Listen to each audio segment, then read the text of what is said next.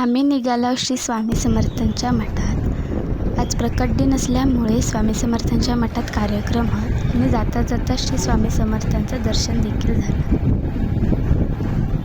मंदिराच्या बाहेर पोचताच आकर्षक अशी लाइटिंग केलेली होती.